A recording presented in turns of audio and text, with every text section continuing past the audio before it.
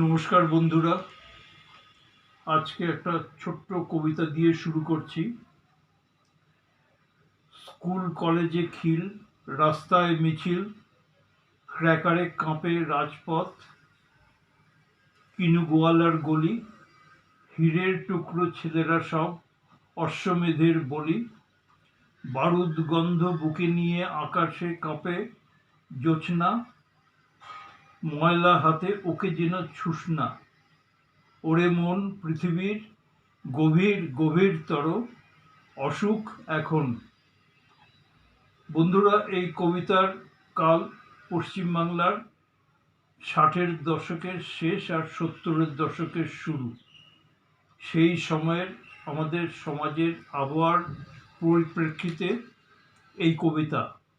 সময় পাল্টিয়েছে, পরিবেশ পাল্টিয়েছে, মানুষের চিন্তা পাল্টিয়েছে। তবে আমি কেন হঠাৎ এই পুরনো কিন্তু প্রতিটা লাইন অর্থবহ এই কবিতা আজ হঠাৎ আমার পদাতিক বলছিতে উল্লেখ করলাম।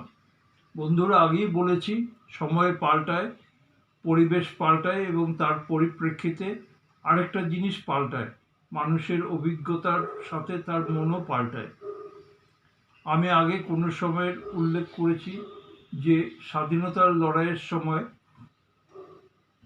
চট্টগ্রাম, আজকের বাংলাদেশের সূর্য সেন, যাকে লোকেরা ভালোবেসে ডাকত মাস্টারদা বলে, যে এলাকা থেকে ব্রিটিশদের উৎখাত করার জন্য ওখানে সরকারি অস্ত্রাগার লুট করে সেই অস্ত্র নিয়ে ব্রিটিশদের বিরুদ্ধে লড়াইয়ে গিয়েছিলেন।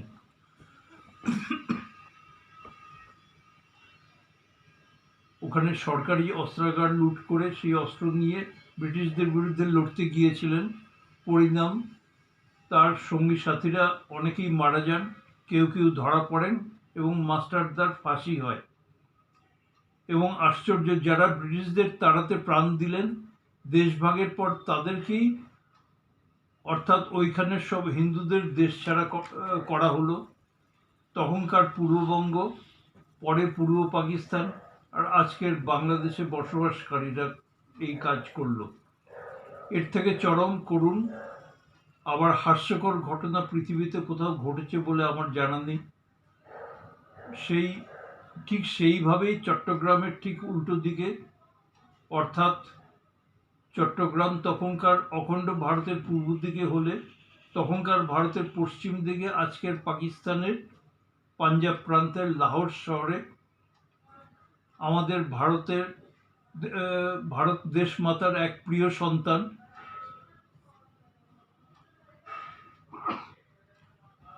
সর্দার ভগৎ সিংকে স্বাধীনতা যুদ্ধে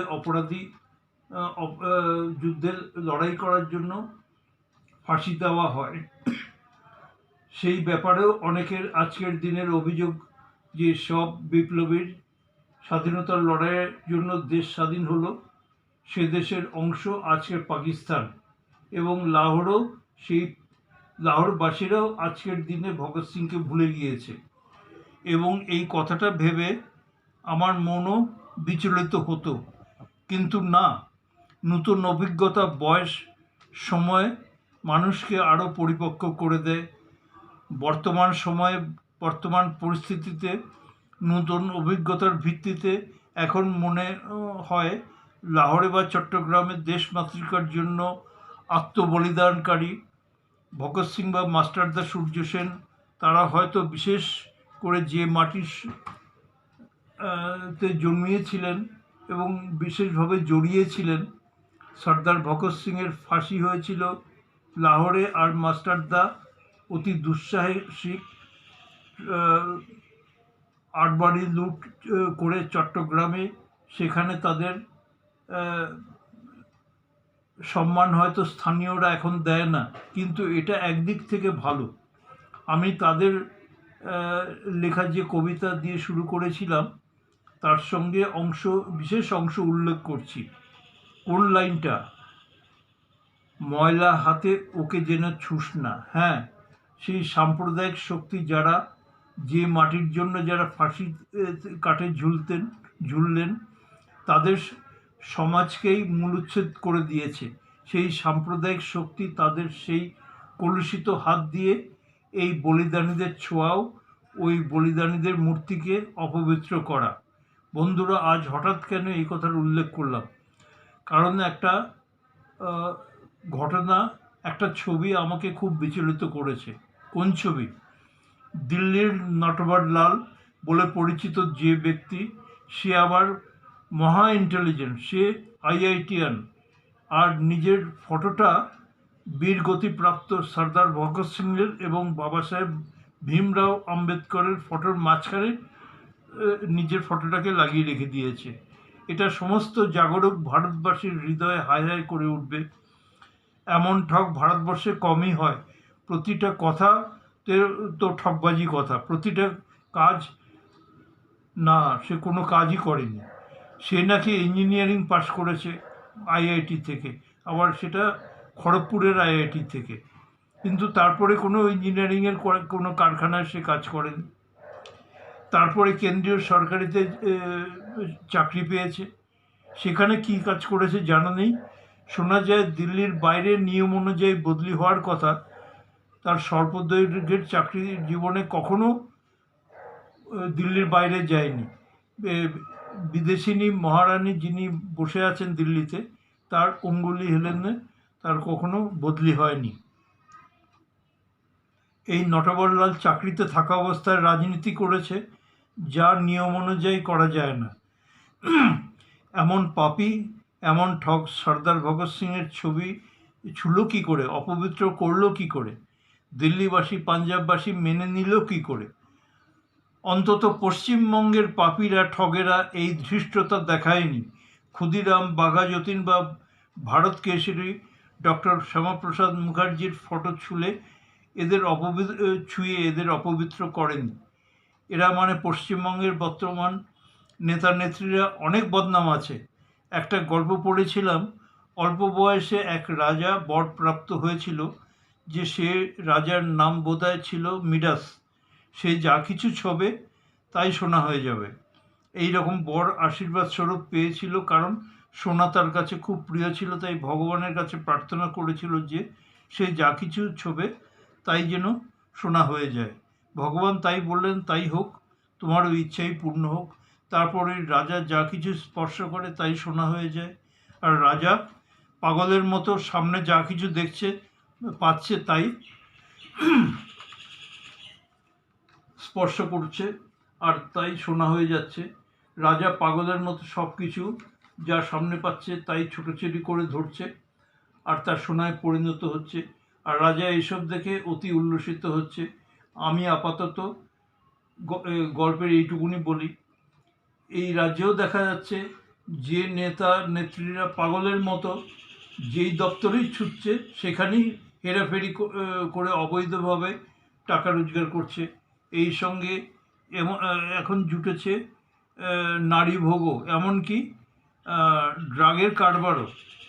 বিদেশি মুদ্রা আইনের লেনদেন, মানে সেই রাজা তো শুধু সোনা চেয়েছিল, কিন্তু এখানে তো সোনা, হিরে, মণিমাণিক্য পান না। আরে বাবা, কোনো দপ্তর বাদ রাখেনি। যেখানে দেখিবে ছাই, উড়াইয়া দেখো তাই, পাইলেও পাইতে পারো অমূল্য রতন। বাহ, বাঙালি ভদ্রলোক, সাবাস। তার উপরে আবার সেকুলার, এটা না হয়ে হলো। এটা একটা গ্ল্যামারও তো চাই, একটা চাকচিক্য চাই। হয় ধর্ম মানি না, অথবা নিজের ধর্মের বেড়া টপকিয়ে অন্যদিকে গিয়ে অযাচিতভাবে অকাজে কুকাজে উস্কানি দেওয়া। সেই কাটোয়ার পাশে তখন আহমেদপুর, মানে ওই সময়টা 2011-12, কাটোয়ার আহমেদপুরের মাঝখানে ছোট লাইনে ট্রেন চলতো।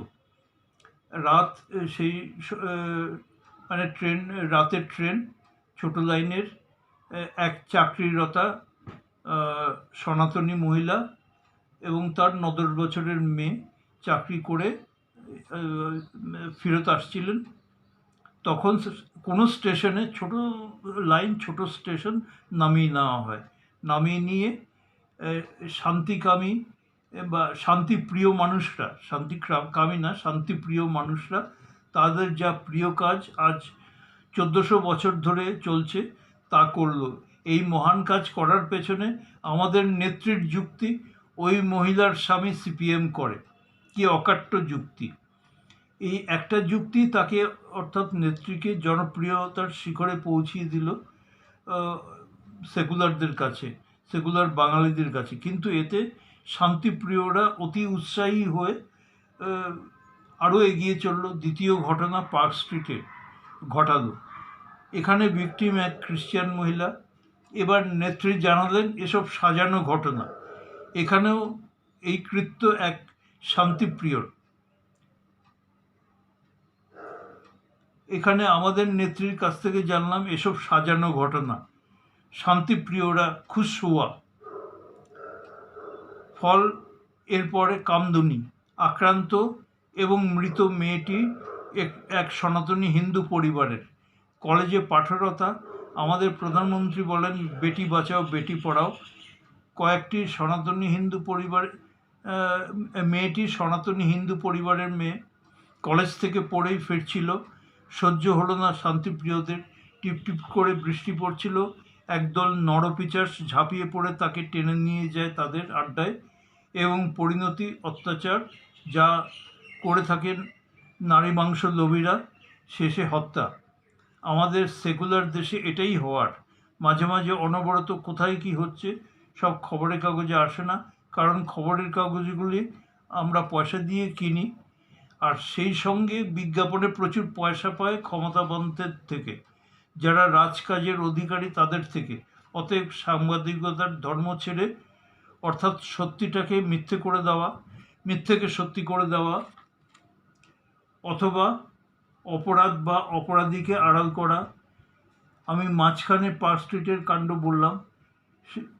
সেখানে সেই নারী মাংস লোভী কুকর্ম করে পালালো, এবং পালালো কার সঙ্গে? তার মেয়ে বন্ধুর সঙ্গে। সেই মেয়ে বন্ধু আবার সিনেমার নায়িকা, এমন স্মার্ট নায়িকা যে এই কুকর্মকারীর বয়ফ্রেন্ডকে নিয়ে পালালো এবং সিনেমার নায়িকা হওয়ার মেধাও রাখে, তার ট্যালেন্ট আছে, এবং এই কুকর্মকারী বয়ফ্রেন্ডকে নিয়ে পালায় এবং সিনেমার নায়িকা হওয়ার মেধা রাখার সঙ্গে তার রাজনীতিতেও নেশা চাপলো এবং সুযোগও পেয়ে গেল। তাকে লোকসভার টিকিট দেওয়া হলো। লোকসভার টিকিট মানে কি? সে আইন তৈরি করবে, আইনসভায় বসে আইন তৈরি করবে। ঠিক আছে, এ তো উপযুক্তই, এরাই তো আমাদের আইন সৃষ্টিকারী। আচ্ছা, টিকিট শুধু দিল না, আবার সে যেখান থেকে দাঁড়ালো তার সেই শান্তিপ্রিয় লোকেরা তাকে বিপুল ভোট দিয়ে জিতিয়ে আনলো। সেই 1470 বছরের অভ্যাস, শিক্ষা, এরা ভুল করে না। এরা নিজেদের লাইনে, এই শান্তিপ্রিয়রা, এই নারী মাংস লোভীরা নিজেদের লক্ষ্যে ঠিকই আছে। হ্যাঁ, সেই পরম্পরা বজায় রেখে ঠিকই চলছিল, কিন্তু হঠাৎ কুকর্ম করতে করতে করতে করতে কুকর্মবীরেরা ক্ষমতার, নৈপুণ্যতার, সাহস এদের এতই বেড়ে গেল যে একটা কথা আছে, যেখানে দেখিবে ছাই উড়াইয়া দেখো তাই, পাইলেও পাইতে পারো অমূল্য রতন।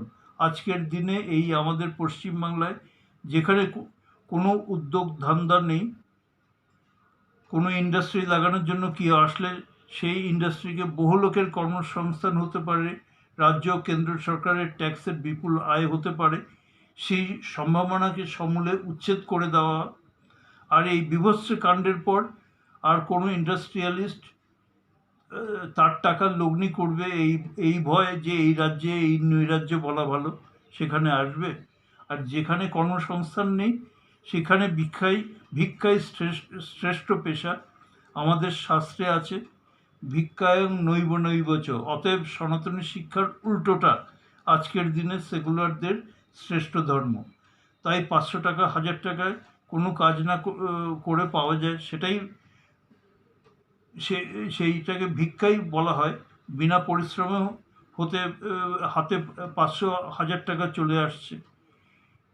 এ টাকা কেউ তো কামিয়ে ট্যাক্স দিচ্ছে, তা সরকারের হাতে ঘুরে ভিক্ষা হয়ে ফিরে আসছে। আশ্চর্য, কেউ বলার নেই। আমাদের পরিশ্রমের উপার্জনের টাকার উপর ট্যাক্স, সে টাকা কাউকে, শুধু তোমাকে ভোট দেবে, কোনো দেশের সমাজের কোনো কাজে না লেগে, কোনো পরিশ্রমে না লেগে, এ তো মহা অনৈতিক, বেআইনি। স্বাভাবিক অবস্থায় কোনো কর্মক্ষম মানুষকে ভিখারি করে দেওয়া যায় না। ত্রাণ বিলি হয় অস্বাভাবিক পরিস্থিতিতে, কিন্তু কোনো প্রাকৃতিক দুর্যোগ বা মানুষের নিয়ন্ত্রণের বাইরে কোনো পরিস্থিতি হলে সরকার ত্রাণ দেয়। কিন্তু কোনো কাজকর্ম ছাড়াই প্রত্যেক মাসে মানুষের পরিশ্রমের উপর ট্যাক্স ফেলে সেই টাকা ভিক্ষা হিসেবে দেওয়া, এটা তো নীতিবিরোধী। সস্তায় লোকপ্রিয়তা পাওয়া আর এই জাতটাকে অক্ষম, কর্মবিমুখ, অলস বানিয়ে দেওয়া। এর আগে বামপন্থীরা এই প্রক্রিয়া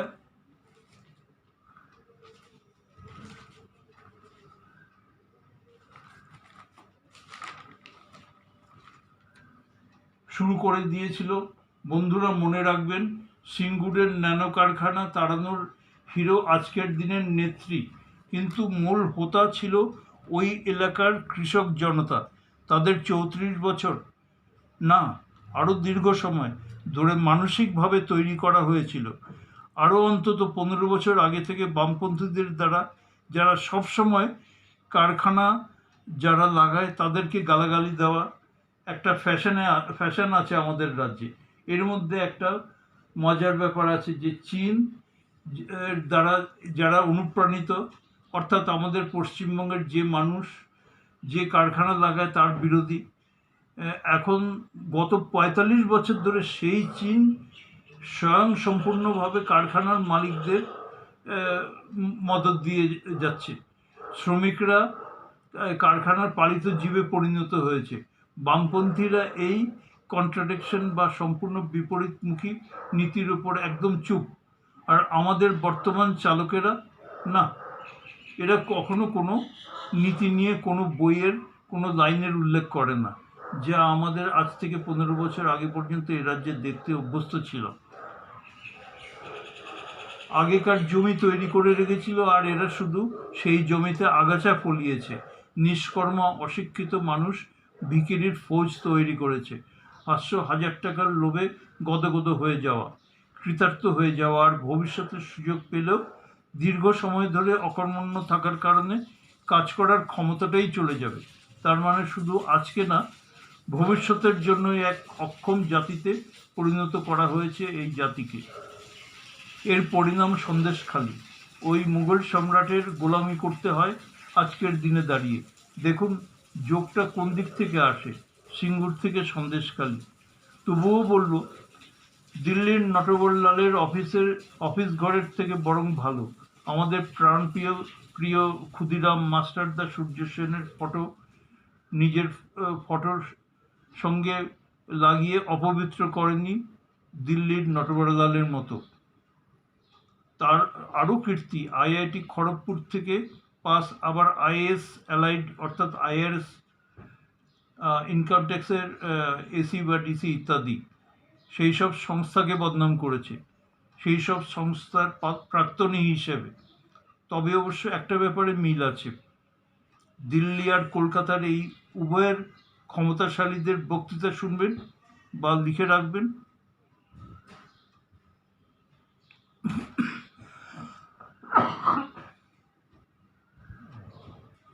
আর এরপরে ওই বক্তব্যগুলো ঠিক ঘুরিয়ে দেবেন বা উল্টো করে দেবেন, দেখবেন সোজা চিত্র, আসল চিত্র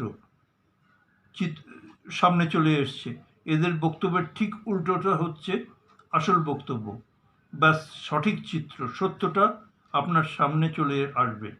কি সহজ ফর্মুলা বলে দিলাম। কখনো সত্য কখনো মিথ্যা বললে আপনি কনফিউজড হয়ে যাবেন, কোনটা সত্য কোনটা মিথ্যা। কিন্তু যদি শতকরা 100টাই উল্টো হয়, মিথ্যা হয়, তবে শুধু বক্তব্যটাকে উল্টিয়ে দিলেই হলো। ধন্যবাদ বন্ধুরা।